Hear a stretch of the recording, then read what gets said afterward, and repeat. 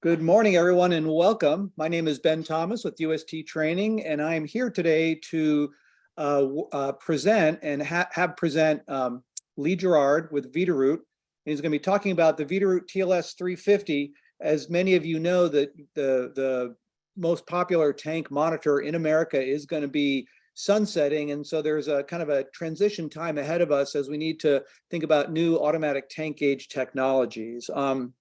I actually learned about this a couple of years ago and was talking to some Veeder-Root folks, and there's a really kind of compelling argument as to why it's time to upgrade. And I mean, I like to be cost conscious and cost effective and all that, but I was really impressed with what I heard. I'm going to have Lee today talk about that transition from the 350 to the 450 plus, and also give kind of a review of the Veeder-Root Red Jacket products. For those who don't know me, I'm Ben Thomas with UST Training. We offer online ABC operator training. Years ago, I did a number of Veeder-Root videos, 1-minute videos called the Tank Savvy Minute, about how to get basic information out of the tank gauge. And I've really had a lot of fun working with Lee and his team over the years to come up with creative and just really simple ways to help operators understand. I mean, my goal in life is to make sure that people do not ignore their Veeder-Root tank monitor alarm, right? And so we want to make sure that that is being done through proper education. Lee, I'm just gonna have you introduce yourself and then we can kind of jump right in. Okay, great. Thanks, Ben. Appreciate it. Hey, everybody on the line today, I appreciate you joining us. My name is Lee Girard. I've been with the company for 30-something years now. Been in the industry for a while, obviously. Right now, my position is a field marketing manager. So my goal is actually to support our sales, our engineering group, and go after and understand customers' needs and what technology they're looking for, and then try to bring that back to our engineers and our marketing group to hopefully develop new products and services that support the customer needs. So that's really my role. I'm also a former corporate trainer and lots of other hats I've worn over the last several decades. So I'm a good resource to connect with if you have questions, and take advantage of it if you can. So again, my name is Lee Girard. Let's move on. Okay, so the first thing I want to do is really talk about the end of life and new products. So let's we'll just jump right into it. Okay, then. So some of you may realize that the 350s had an announcement. If you saw the announcement, it was back in December of 2021, where we actually put a end of life or end of sale notification out to the market. The 350 has been technically not for sale in the rest of the world since 2017. We stopped selling it in 2017 because they actually were like the Europe market, the Asian market, and the African market started migrating into the 4XX platform, which originally was the 450, which is now the 450 plus. We don't offer the 450 as well. That was obsoleted. There was a migration kit that allows you to go from the 450 to the plus. That was obsolete as well because we had 6.5 years of migration kits. And at this point, if somebody still has a 450 on the wall, we can work with you from a commercial perspective to help migrate that over to the 450 plus. It just wasn't cost effective for us to keep that migration kit in the supply chain, especially with the supply chain issues that were going on. So, okay, Ben. So a little bit of other news that happened with the end of life is that Veeder-Root's had a really good relationship with Titan software. Titan helped develop our Inform.net software, and we basically turned it over to them from a support perspective and a sales perspective because they are the professionals at it, and we also have our own Insight 360 product. So it made it a little difficult to work with Titan and Insight 360. So if you have any Inform.net software today, and you want to go to the next generation, which right now they're at version 4.0, Titan would be the contact, Titan Cloud, and they will transition you over to be one of their customers versus a Veeder-Root customer at this point. So again, and if there's something that you're looking for from a web interface or online type of dashboard type of system, we offer it through our Insight 360 cloud through the Gilbarco Veeder-Root family. Okay. And so Lee, if they want to reach out to these people, they just Google Insight 360 or Google Titan Cloud? Yeah. Okay, Yeah, they'll come up, no problem. thanks. So if you've been experienced or had any experience with our TLS-4 series, this was the original product that we developed with the interface that you see today on the 450 Plus. This was originally built, the TLS-4 was originally built and the 4B were built first for the Asian markets. The Asian markets included India, China, and Vietnam and places like that, where that product was very prevalent because they had small locations. So what we ended up doing is we've developed a TLS-4I and a 4C for the North American market. And we realized that after many years of having 4 different platforms, they're all similar in functionality. The only difference is the 4 and 4B actually give you more inputs. So there was no reason for us to continue selling the 4I and 4C when we already had a product in the other markets that could support even further. So today, if you have a 4I or 4C, and there was a technical problem with it, we can convert it to a 4 or 4B with some board changes, or just simply change the box out. It's that simple. So. Lee, I don't know if I've ever seen one of these, live in the field. Could you talk about, or does that come later, about the application of the smaller 4 versus the larger 450? Yeah, so yeah, we can just do it right now. It's fine. The TLS-4 was really intended for the commercial industrial small location. So let's take, for instance, a fire department. They may have 1 diesel fuel tank, and they have 10 locations around the city.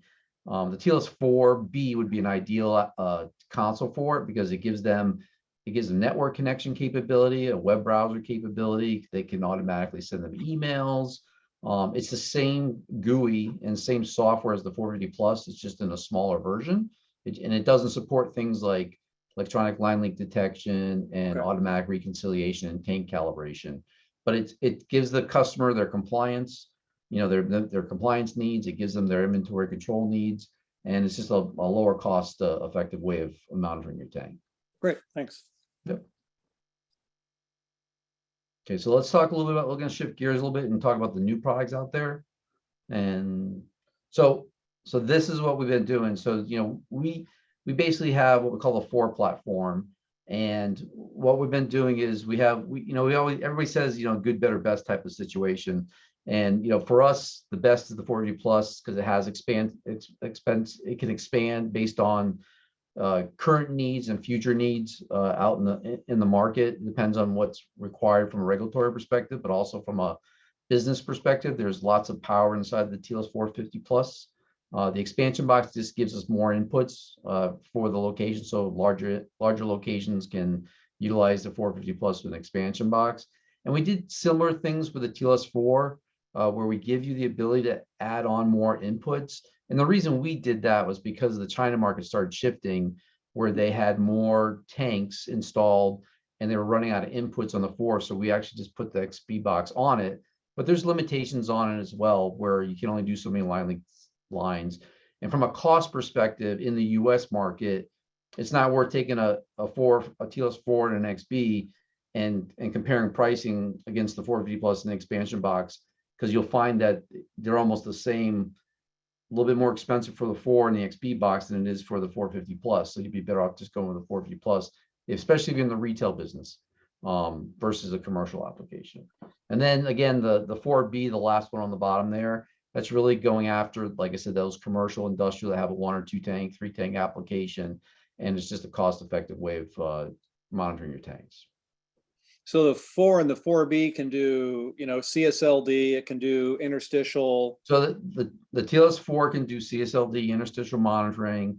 The 4B cannot do CSLD. It can basically gives you inventory control and sensor monitoring. It can do static leak detection, which a lot of people don't do today.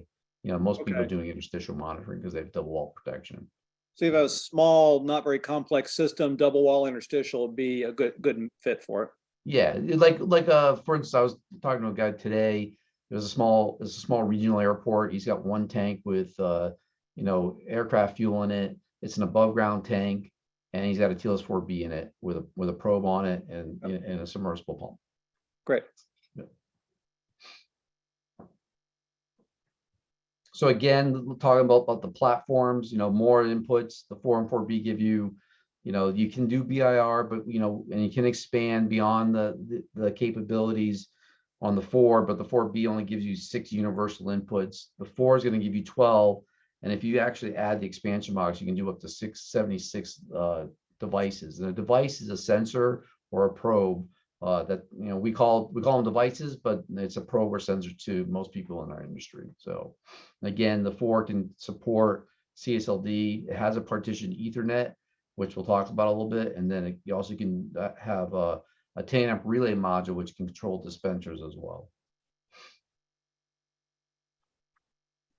This just gives you a quick snapshot of the features, consoles, capabilities, and if you go down the left-hand side column, you can see how the 450 plus obviously can handle more probes than the 4 and the 4B, and then also they all have color screens.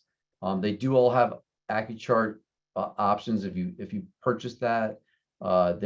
We don't support the no display option, or we'll probably have to update this, Ben, because we took that out because nobody was buying it. We thought people would buy a no display option because all the 4XX platform consoles have a web interface, and if you simply have an Ethernet connection to our gauge, you can use the web interface to get all your data and all your alarms.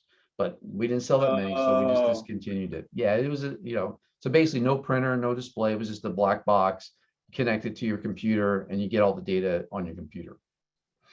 It kind of makes sense. You're in the back room, you're kind of in the context of your site. You don't want to go to a computer. You want to look at like the box, like you've done all those years. Yeah, right. Okay. Exactly. Oh, go back. No, you went too fast. Okay. So there's printer options. Just so everybody knows, on the 450 Plus and the 4, you can actually use network printers. So on the 450 Plus, it's standard with a printer, but you can, if you're connected to your network and you have a network printer, you can assign the Veeder-Root console to that network printer and print those reports on that printer, on an 80 column, 11 by 8 piece of paper, which makes it a little bit more easier to manage too, instead of trying to keep all these pieces of paper that are coming off the console.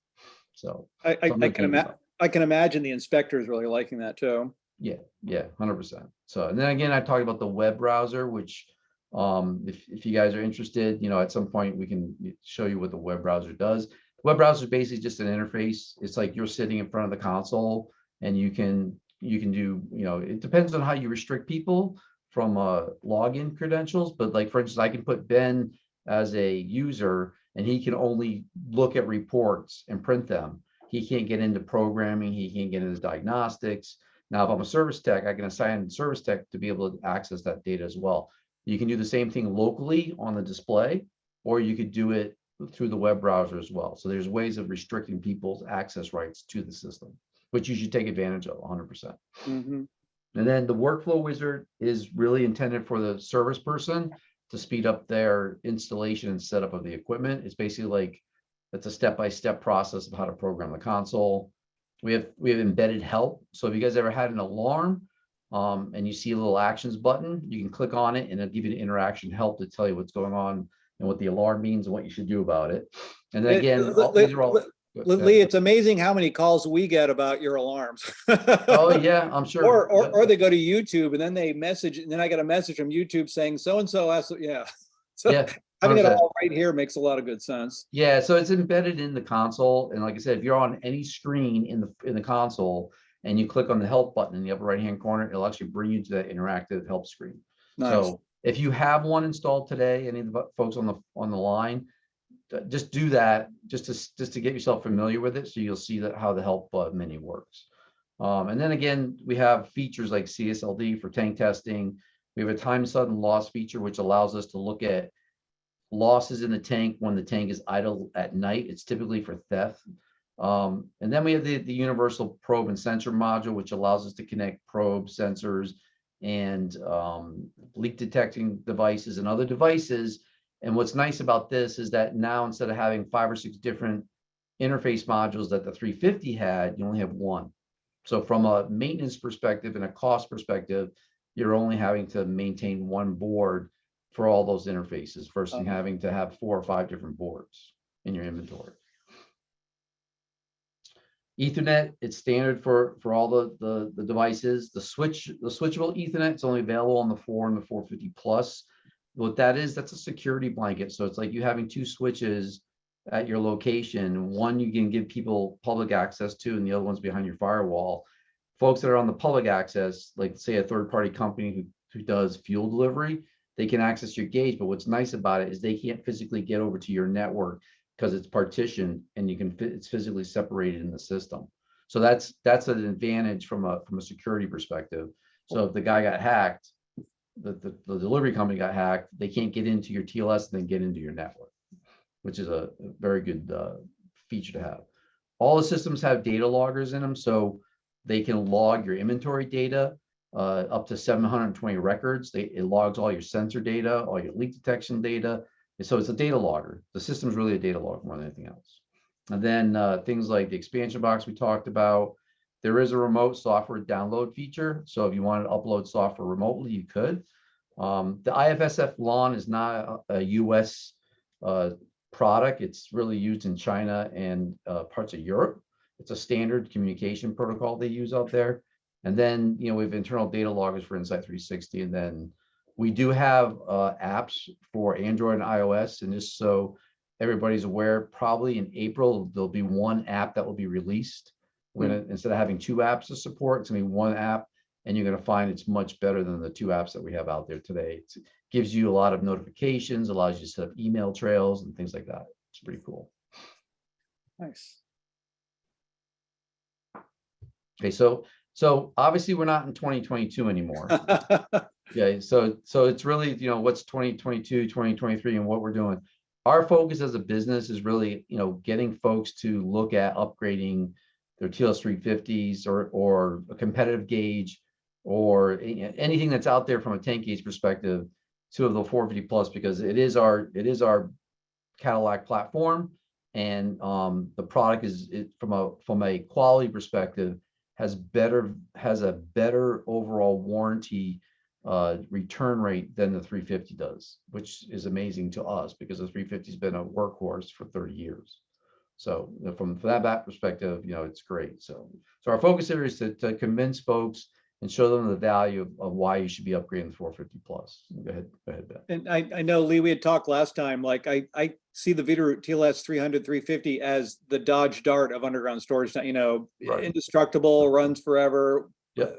But it's still a Dodge Dart at the end of the day. day. Well, the thing is, if the wheels are still rolling on the bus and they haven't fallen off yet, why why exactly why change it, right? And that's the tough thing. So saying that, the things that we focus on as a business these are our four, you can call them pillars, silos, whatever you want to call them, but connectivity for us is really important, and security is probably the most important for us as a business.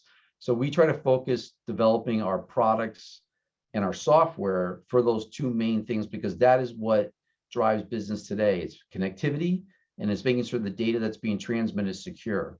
And so that's where we really we've been focusing for almost 4 to 5 years, like that partition switch I talked about a minute ago, hardware wise, that's an enhanced security that nobody has out there in our business. And then we also have SSL, SSH capability, where you can encrypt the data, that's coming across through the serial commands and things like that. So that's the stuff we focus on. We think that has a better value because the 350 can't do that, and a lot of other gauges can't do that as well. Then the total cost of ownership for us is the next one, and that is, what's it cost you to own the 350 today versus the 450 plus, and then more important, what's it going to cost you to maintain the 350? So again, that's that the wheels on the bus haven't fallen off yet, but it's starting to get more expensive to maintain that bus. And at some point, you'd say, okay, where's my loss ratio? What do I do? And that's what we want you guys to understand as overall in the market. What's my total ownership over time? And we suspect, we've done some calculations, that on a 450 plus, based on maintenance, based on all these other things that are going on, you can get your money back in, probably 2 to 3 years. So that's how we try to figure out what's the total ownership there. And then that, I talked a little about the expanded capability. We have many other features inside the 450 plus than you do in the 350. Like, we can monitor your submersible pumps. We, now in California, we can do, in-station diagnostics. We can do vacuum sensor monitoring. There's a bunch of other things we can do inside the 450 plus that we couldn't do in the 350. So that's the overall value that we're trying to pitch to people to why they should consider upgrading.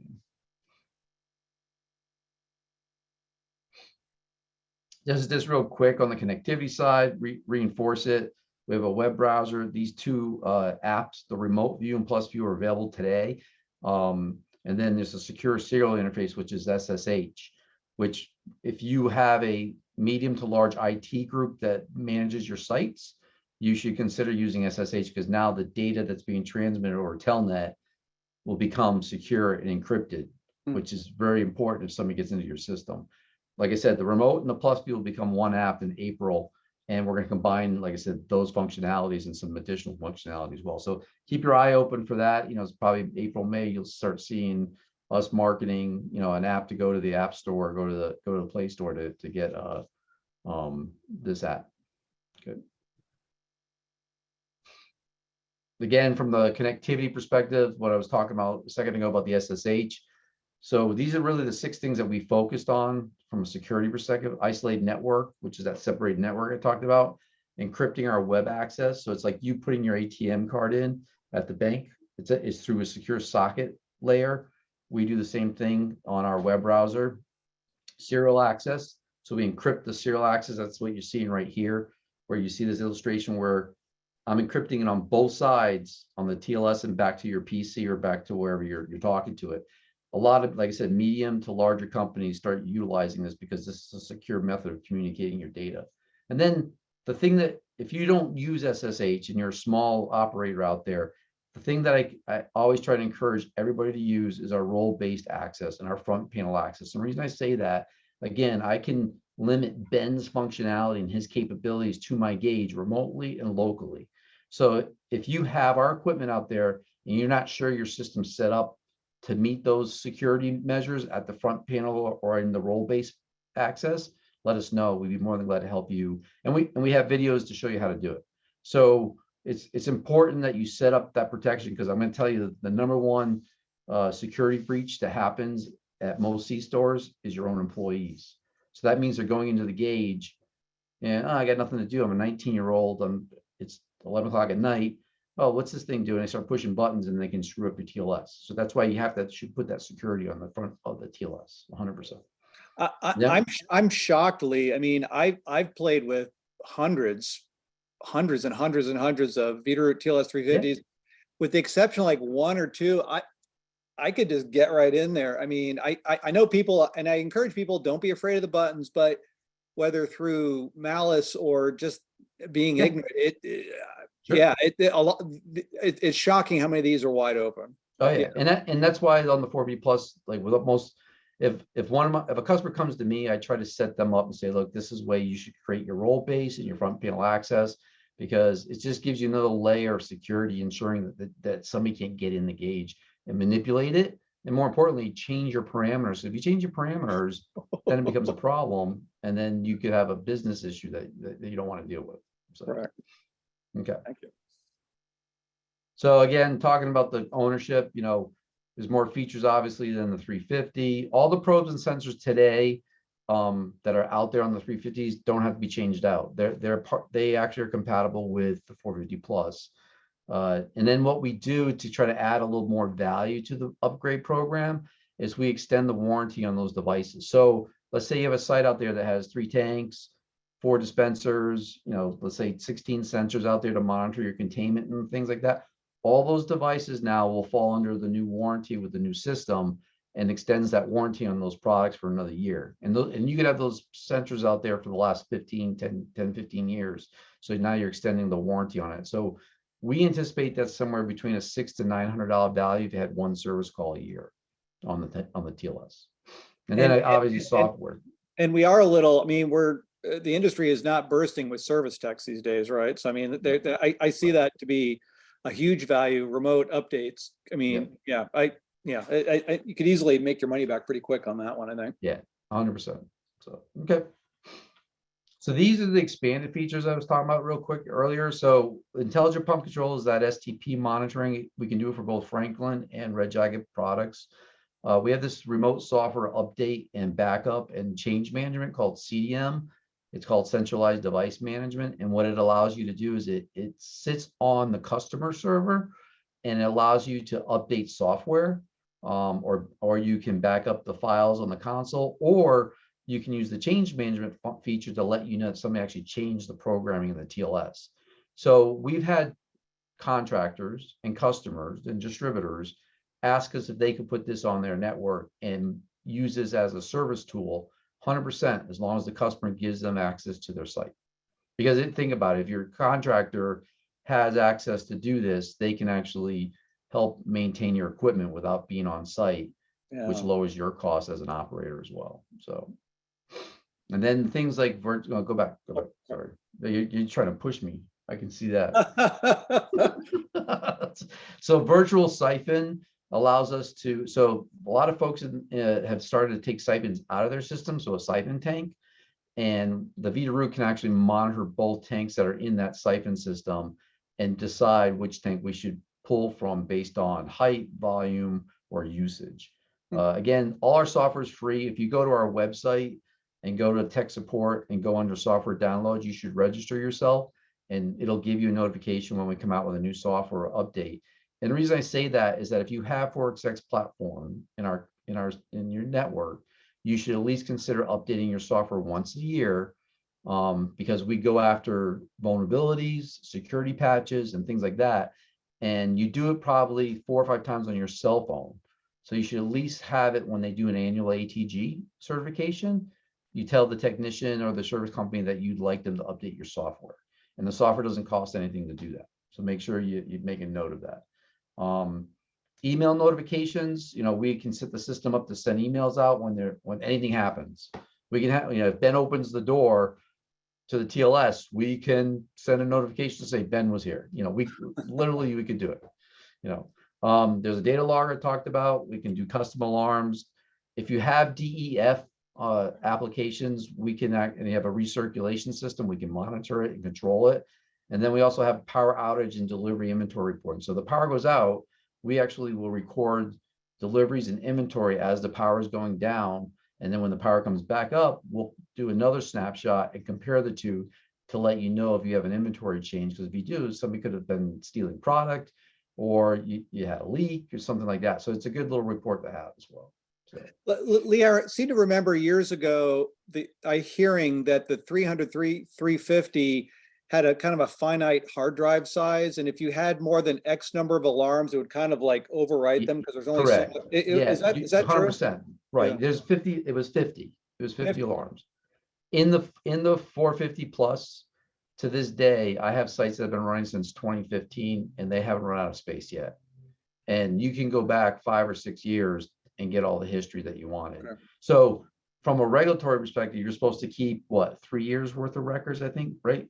Depends on the state. Federally is 1 year. Washington's up to 3. New Jersey is forever. It kind of yeah, depends. But you know what I mean. So because we have that data logger in the TLS, it gives you that capability to be able to store those records, and then you can customize the report. So say an inspector came and said, hey, I want to see your alarm history on sensor X from this date to this date. You can go in the TLS and tell it that, and it'll generate that report for you.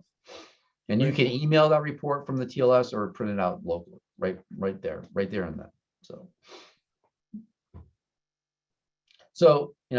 why make the upgrade plan? It's for us. Like I said, for us, we're the real reason is security for us, because there's been so many cyber threats. I mean, you saw it the other day. T-Mobile got hit with 37 million people got their data, somehow escaped T-Mobile. Yeah. So, and then the other thing we want to really work on, and that's our sales team, our distributor network, is having some type of upgrade plan to help you guys, if you're an end user and a customer, how to help spread out that cost over time from a budgeting perspective. Because we want to make sure that, it's not just like a big shock, like all of a sudden, I have no way of supporting my tank gauge, product. The 350 has been obsoleted. I don't have any parts, and it's cost me lots of money to get them from eBay or wherever I'm getting it from. So if you are an end user, distributor, or contractor that's on the call, we want to work with everybody to help figure out how to make that upgrade plan effective for everybody through that budget need. We understand budgets are always tight. So, and we have the flexibility to have commercial plans and other things we can do.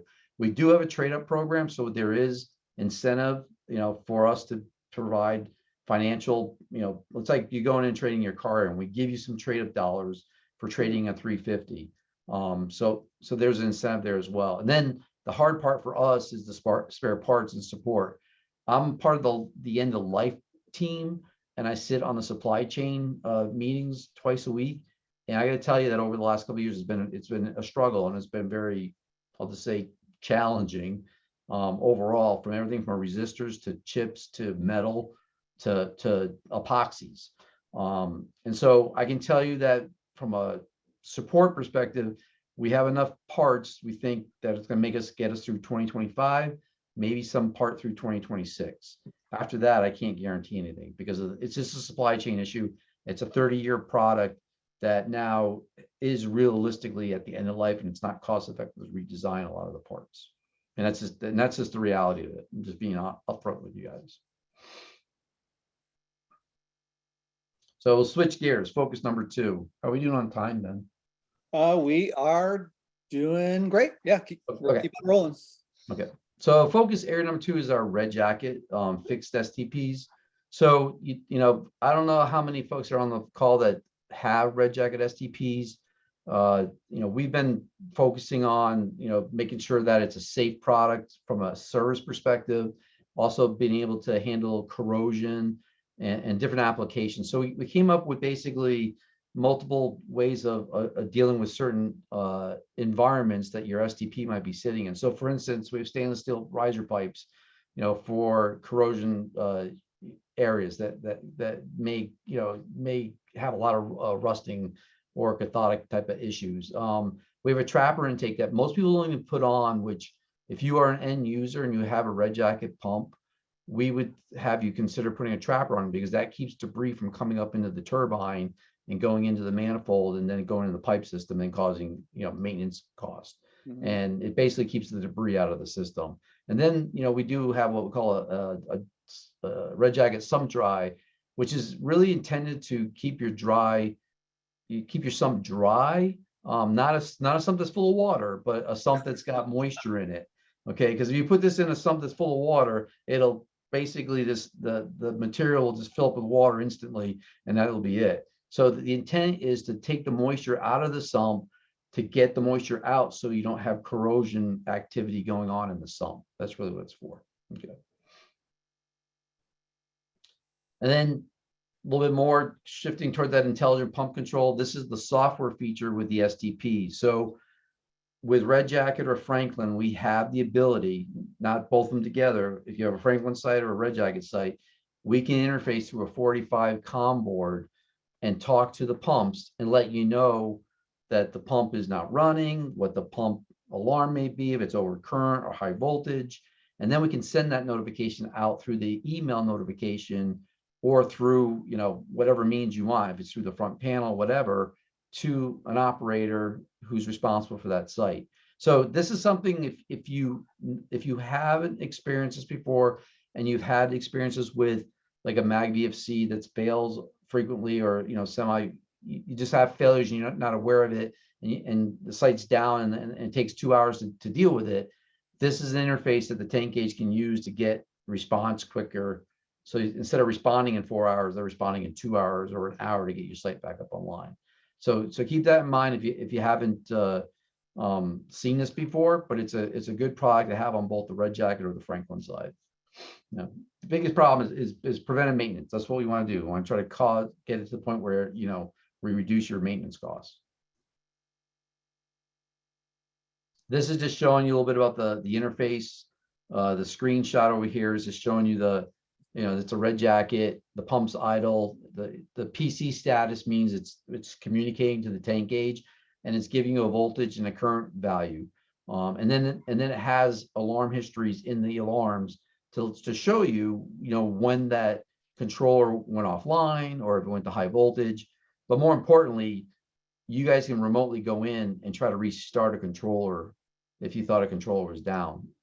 That way, before you send a contractor or your guy, if it's a maintenance person doing work for you or whoever it may be, you can actually try to force the pump on, see if it comes back on. If it doesn't, then obviously you got to get the truck rolling at that point. So, you know, it just gives you like I said, it just gives you that extra visibility to be able to make some decisions on your business. So again, why do it? Are my STPs operating? Some of our larger customers have asked us that. So can you tell me if my pumps are running? And the answer is yes. We can tell you if it's idle. We can tell you if it's off. We can tell you if it's helping, because some STPs are set up where there's two of them together and they're helping each other out. We can tell you how many times those STPs helped each other. So you can see that it's actually running the way it was designed, because a lot of folks that I've seen go and get these systems put in and the helper mode never works because they really didn't have that throughput that they thought they had. And that helper motor just sits there idle 80% of the time, which is not a good investment. That's so you're spending money on something you're not using. So it's good to be able to have that data so you can make some decisions on business, but more importantly on your design going down the road for other sites. And then again, communication alarms if something happens. Right now on the Red Jacket product or the Franklin product, you get notification in the back room. Well, if it's in the back room and it's closed up and it's locked up, you don't know it's an alarm unless you hear it. This way, that notification is up in the gauge and it's sending out notifications by email or right to the store manager. So again, it's just a good interface to have if you're you've never used it before. And then good, that's fine. No, we're good. You're good. So this is a product that we came out with a couple of years ago. It's our fuel conditioning system. It's designed for diesel applications currently. One of the things that we've recognized in our industry is that, and you guys may have seen this in some of your locations, where you get a high corrosive value in the diesel. And the reason why you're getting corrosiveness is because there are microbial bugs that are growing in diesel. Since they passed the low sulfur diesel requirements in diesel, it changed the chemistry in the diesel itself. And once you add water with that chemistry, you actually create a perfect environment for these bugs to grow. Those bugs tend to grow on the side of the tank on the inside, and those bugs become very acidic. Those bugs that ultimately will start eating and collecting to your mechanical equipment that's in the tank. Anything that's got metal, the top of your tank, if you got a lid, it's going to start corroding those areas. So we want to take that environment out. It's like fire. If you take oxygen away from fire, the fire goes away. Okay. So we're trying to do the same thing by extracting water. And do I have another slide after this? I think. A couple more. Yeah. Okay. Yeah. Just leave right there. So by us removing the water out of the system, you're removing that one possible degree that's creating the microbial bugs to grow. Because what happens, the microbial bugs will grow on the side of the tank, and when they die, they go to the bottom. And that's the sludge that you would see if you did a sample at the bottom of the tank. So what we do is this fueling conditioning system does two things. It takes the particulates out of the fuel, which is your dead microbial growth, and it also extracts water. So we're cleaning and polishing your tank on a continuous basis, and we do it through the TLS based on how much product you're dispensing, how much product you're delivering, and then we will actually run the motor, which is the mechanism that allows us to circulate and polish the tank. And we have a system on the bottom. I think it's on the next slide. Let's see, it's on the next slide. Yeah, on the bottom there, if you look at the picture of the tank, we have this WID, we'll call the water intake device. It goes the whole length of your tank, and it goes to the lowest level of the tank, because that's where your water is going to go. And it has multiple functions. It pushes air into the tank to stir stuff up, and then it pulls all the garbage and the water through it up through this WIGS system that's connected to our housing, and then it goes through the microbial growth filter, and it goes through the water filter, and that's how we start polishing. So we actually turn your tank over, and we can turn your tank over, within 8 hours, depending on what your throughput is. But by removing the water every time a delivery occurs, you're removing the opportunity for corrosion to occur, because the microbial growth doesn't have a chance to grow. Does that make sense? Hopefully it makes sense to everybody. Yeah. So that's our You know, Lee, I just marvel at, back in the old days, we were thrilled just to have a non-leaky tank, and then we were thrilled to have just a tank gauge that, Right. whether it Yeah, worked or exactly. not. And now so much of what we spend our time on today, it's not pure regulatory driven, but it's actually, fuel quality as a support or distressing agent to the tank itself. To think that we've got, tank systems that are corroding and dissolving simply because of the fuel or, fuel mix that's in there. Yeah, we've come a long way. Yeah, yeah, I totally agree. So it's, we have two large customers who have been putting it in, speccing it, and they're extremely satisfied because of the product. And that maybe on the next slide. Let's see. No, it's not on here. We got one more slide after this. Is it go one more, just go one more. I think it's the Q&A question. Oh, Or- okay. So yeah, all right, go back. So, we were able to take the fuel from this one customer after we cleaned the tank. We polished it for 6 months. We kept cleaning it. And the product, when they did an analysis on the product itself, the product was actually in better condition than it was when they first delivered it. Okay, so it does work. It's a big investment. I'm not kidding you, from an investment perspective.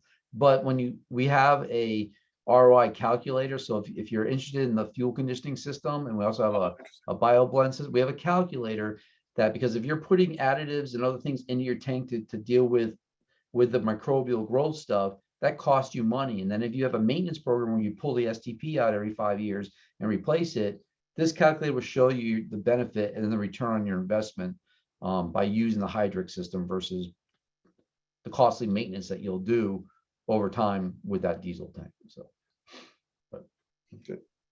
Okay, well, we're still got about 15 minutes left. Can we jump into some Q&A? Hey, I talked too fast, I guess. What's that? So I guess I talked too fast. No, we're right on time here. So that was great, Lee. Thank you very much. I think that's super helpful. Let's dive into some questions. Dylan asked, does the 450 Plus have off-the-shelf CSLD capability, or is it static leak detection standard with the CSLD upgrade chip or software? okay, so static leak detection standard in the console, CSLD is an option. So when you would order the 450 Plus, you would order it with the CSLD feature, and it's an add-on. It's an add-on, yeah. I mean, it would seem like in this day and age, the static one seems like kind of yesterday's news. No offense. Well, no, I totally understand, but when I went and looked at the CSLD and data, like the usage of it, how many people actually use it, and if you look at it from 2005 through 2015, it had an increase, and then around 2012 it started decreasing. Really? And the reason being is because if you think about it, there's 550,000 some odd tanks out there in the US, right? And 2/3 of them are double wall. The rest of them are single wall. And I see. Okay. So what we've seen is, as the installation of double wall keeps moving forward, the CSLD usage comes down. And that's why we've always put it as an option, because if you're doing new construction, you're going to put a double wall tank in because you're required to do it. So. Okay, great. Valerie asked, can we get a copy of this PowerPoint? It's yours, it's up to you. Yeah, no problem. So they should maybe email Lee afterwards for a copy. And I'm recording this too, so if it passes muster, it might end up on YouTube as well. Deborah said, we haven't seen one of these. We have an Evo. This is different.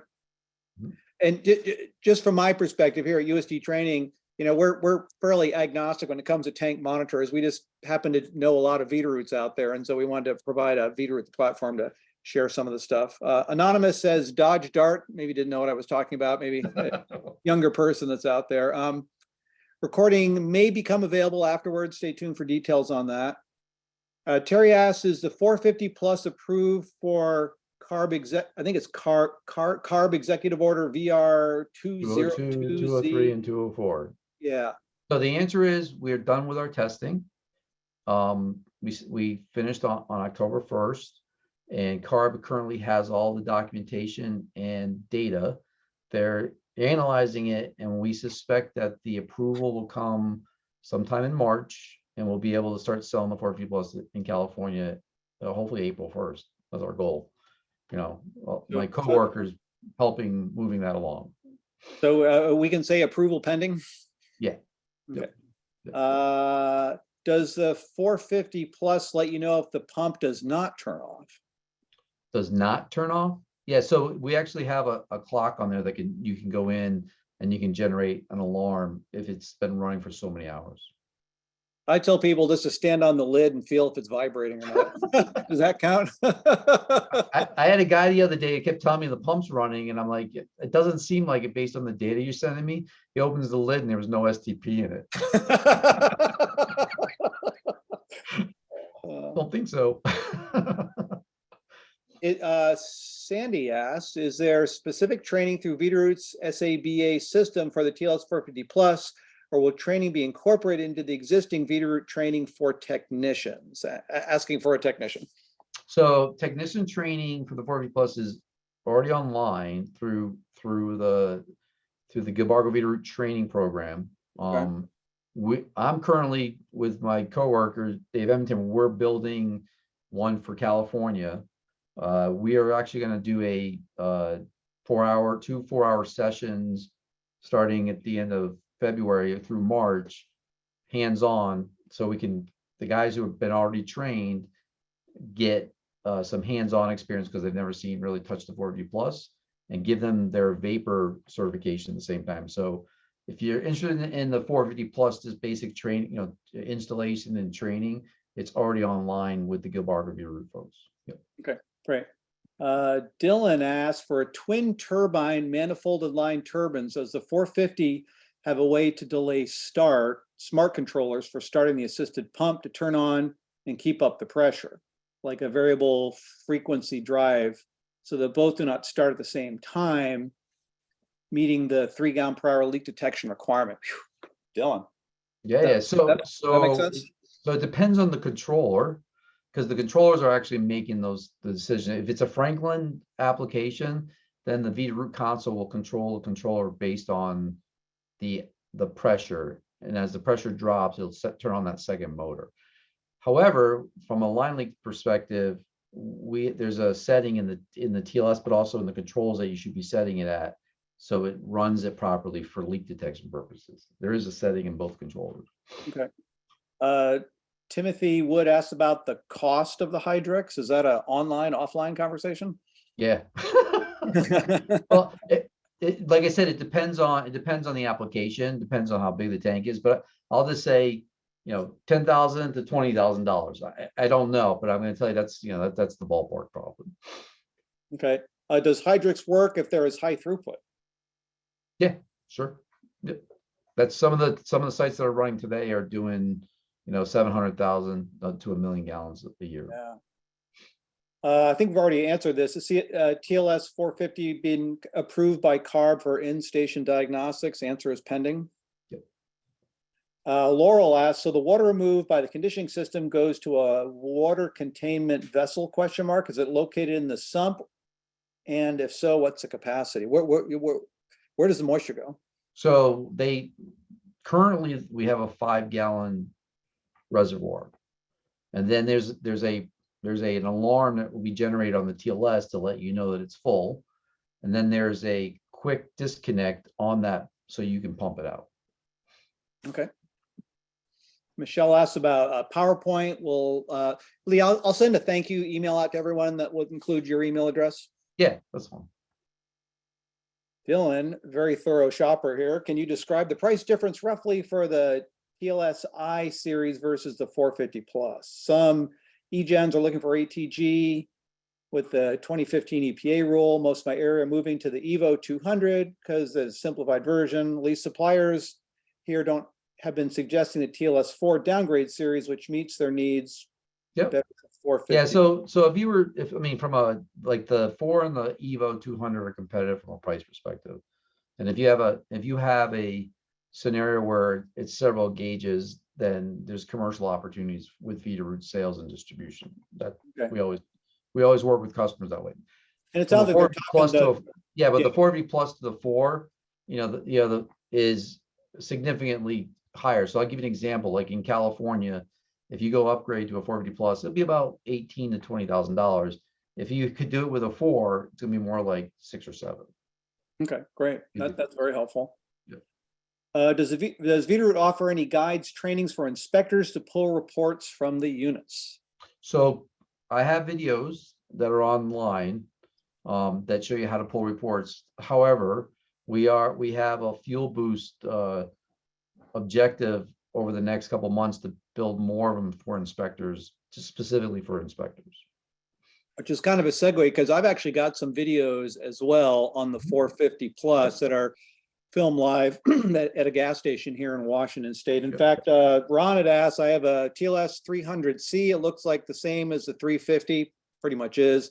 Yep. You mentioned you have videos for pulling data from the systems. If you go to YouTube and type in Tank Savvy Minute, I've got a 1-minute video on most Veeder-Root features. A lot of them Yeah, you got a lot of them. yeah.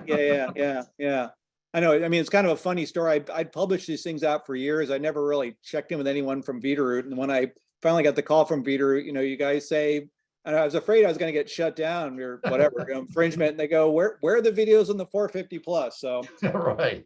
So if you go to YouTube and type in a Tank Savvy Minute, or go to youtube.com/UST Training, I've got a whole bunch of videos on pulling reports from the 350, not as many as the 450 plus. I've actually only been to one site, Lee, and they didn't have every bells and whistles. So I got to go back and kind of fix that. In fact, anyone here on the line, Veeder-Root attends many state, regional, and national petroleum conventions, and there's always, Lee, you're at many of those. I'm at many of those. So if you find yourself near a petroleum market or trade show in your state or region, come look up Lee and I. We can show you some of the stuff real time. Yeah, if any of you are going to be at the WPMA in Las Vegas in February, I'll be there as well.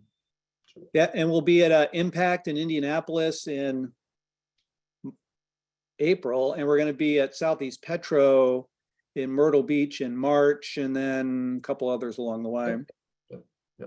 Dylan said, "Thank you for dealing with my lengthy questions. Those are very thorough. Thank you for that." No problem. Most of you have found the Q&A feature. Any more questions before we kind of wrap it up here?